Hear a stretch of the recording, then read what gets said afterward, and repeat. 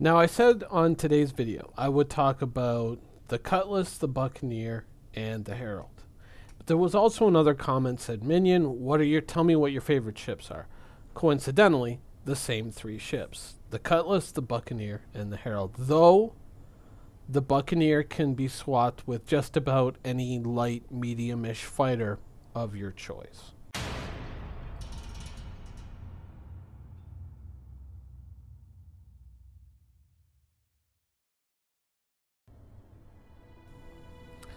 Now, the reason why I kind of separate the Buccaneer out there is because the Buccaneer was originally intended, and I'll use air quotes while I say that, to be a much more interesting fighter. It was meant to have just a little bit of cargo space and space to carry your guns, maybe a little bit of equipment, that sort of thing. And that made it initially a very attractive fighter. There still are some very attractive features in that ship, and we'll get to it in a minute. But in general, there are a lot of other fighters that are ballpark around what that ship is and are just as good, if not in some respects better than the Buccaneer. I like the Buccaneer because, once again, it's a Drake ship. It's the example that I'm going to use. So it's going to be something that's obviously going to be cheap to maintain, easy to maintain, kind of perfect for a pirate. And of course, we are doing this from the pirate perspective.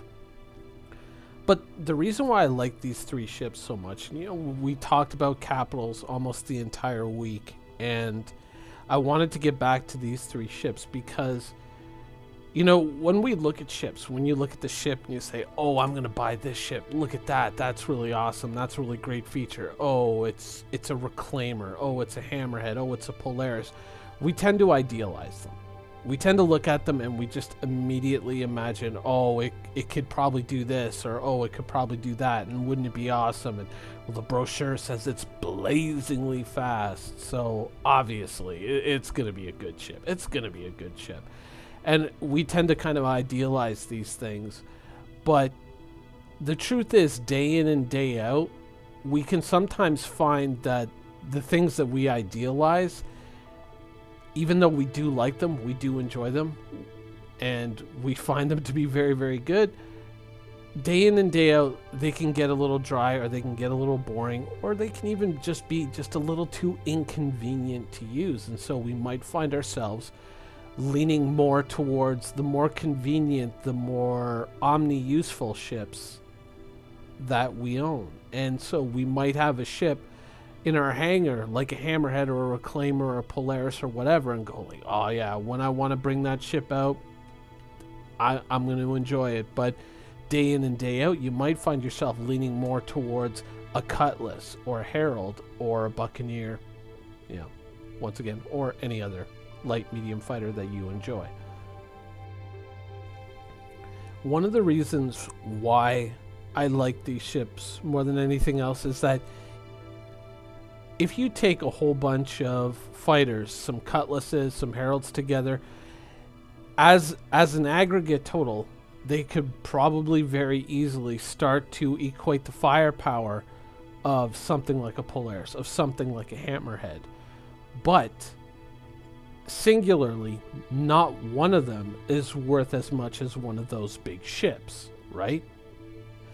So if you take those ships into combat, you may lose one or two, whereas if you're using something bigger and you're piling everybody into one ship, there's a greater chance that you're going to lose that one big ship, because if you don't have enough support out there with you, or if you're just kind of trying to go it alone with a Hammerhead, you may find that kind of being the only, member of the red team that the enemy sees can be something of a bad thing.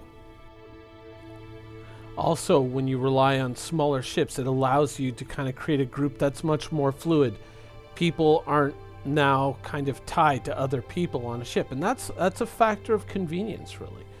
Is you can sit there and say, oh, well, I just logged on, I want to go play with my friends, but they're all the way over here, and the Hammerhead's like, hey guys, can you come pick me up, or can I fly somewhere and meet you, and then we'll all get together and do this thing. And it generally, it takes them out of the action. It puts you at risk while you're trying to find some place to meet up. and it can kind of slow things down. Whereas, let's say if you got a couple of people in a Cutlass, got a couple of people in a Herald, got a few Buccaneers out there, and you're like, hey, what are you guys doing? Oh, we're pirating. Okay, cool. I'll just hop my Buccaneer and just get out there and join you. So you guys keep doing your thing, and I'll be there as soon as I can. That sort of thing. Having that kind of fluidity, that convenience, can be a major bonus as well. I mean, think about it from the perspective of, let's say you do that. You have this fluid group of people coming in and coming out as they need to, whatever is happening, IRL, maybe they have to stop playing. So you have this kind of fluid group that adapts to whoever is online and whatever they want to do. Let's say you decide to play the friendly pirate, you know, and you're just going to go after NPCs and you're not going to go after other players. You know, you want to kind of play it a little bit soft. And so you go about it that way. And you may run into, because you're going to have that high crime stat, there may be missions generated against you. You may run into other players who are going to decide to just, you know, attack you, persecute you, however you see that. And, you know, if you have this dispersed fleet and not everybody piled into one or two big ships, it's a lot easier to get away. It's a lot easier to fade out and escape. You got small, fast ships. You can just bounce as soon as you see trouble on the horizon. And long term, that's probably going to be a much more convenient way of doing things. And one of the things that, when I bought the Reclaimer, one of the things that I kind of, because you guys know that I'm a harsh critic even of my own ideas, and I always try to tear them apart and look at them in different directions. One of the things that I looked at when I bought the Reclaimer was the possibility that the Reclaimer is just going to be a ship that only comes out now and again when the opportunity presents itself. Like, I don't sit there and go, well, I'm going to fly my Reclaimer 24/7, 365. No. I'm going to use it when it needs to be used. It's a ship that I just want to have there as an option. But, you know, the Cutlass has been a ship that since the very beginning, it was the first ship that I bought, and I've always said it would be the last ship that I sold. And if I ever had to kind of jockey things around to accommodate another ship, I always made sure that I, either through having a buyback token or something like that, I could always just go through, sort out some other stuff, and instantly get a Cutlass back. And I do have a Buccaneer on the side, and I do have that Herald, so I've always got all these options. And I, realistically, even though I have that big ship, I realistically look at it and say, you know what, I'm probably not going to be flying that ship most of the time. I'm probably going to be spending most of my time in the smaller stuff, in the stuff that's easier to get into, that's more convenient. It's easier to build up. It's easier to replace if you lose it, that sort of thing. Now, if you look specifically at a fighter like the Buccaneer, and, you know, I've always looked at the Buccaneer and kind of been, I wish that there were, you know, the little bit of cargo had remained a part of the Buccaneer. I wish that the gun rack had remained a part of the Buccaneer, and I hold out hope that the gun rack might yet find its way onto that ship somehow, but cargo, given the ship and its landing gear and its dimensions, I don't think that they can realize that with the current design, and I don't think that CIG is ever going to say, hey, let's go back and do a page one rewrite on this. I don't think that that's going to happen. But aside from the Buccaneer, I actually have other fighters. And, you know, one of the things about my hangar, my buyback tokens, and how all that is arranged is I have built a certain amount of flexibility into the light ships specifically that I have acquired that allow me to basically melt out of things and reconstitute my fleet in a very short amount of time using buyback tokens into something that works more for me. I mean, in fighters alone, I can get a Saber, a Super Hornet, or a Buccaneer, or I can reconfigure things and maybe put an alt in a wingman or two, depending on how I melt that all out. so that I have that assistance, that distraction there. I've built things a certain way so that I can be very flexible with these light ships and how they work out, because that was something that was really important to me, because I knew that chances are I would be spending a lot of time in the lighter ships. Not because, you know, I can't afford a bigger ship, because clearly not. But it was mostly built around the idea of what's going to be day in, day out the most convenient. What am I probably going to get the most mileage out of? And it's going to be those lighter ships, at least from my point of view.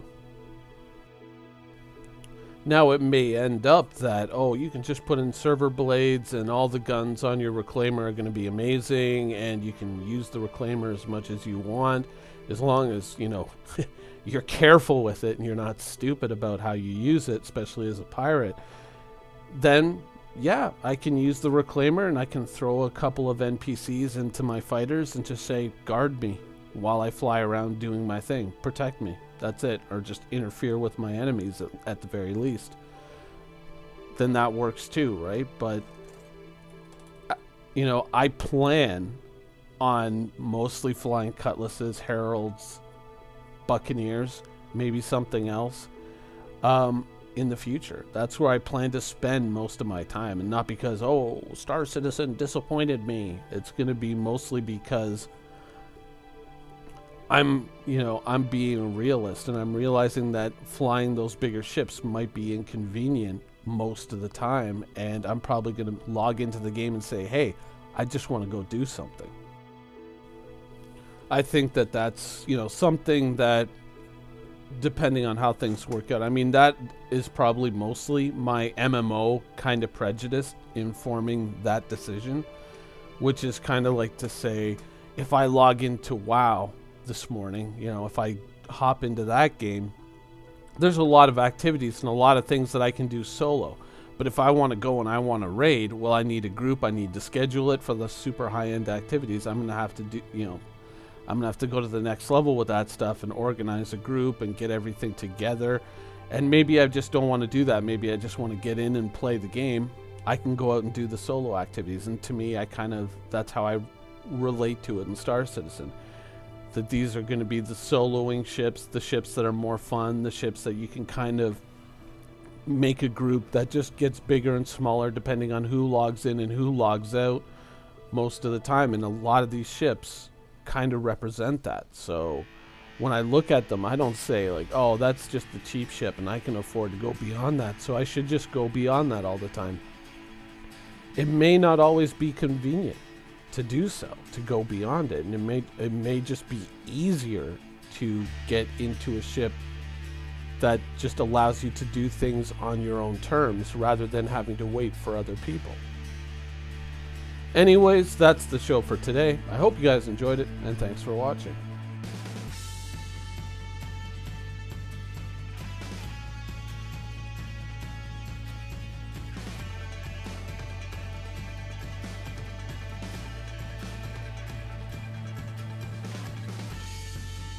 Thank you for watching. So if you want to keep up with the latest and greatest in Star Citizen and Squadron 42's development, please follow us on our social media channels. See you soon.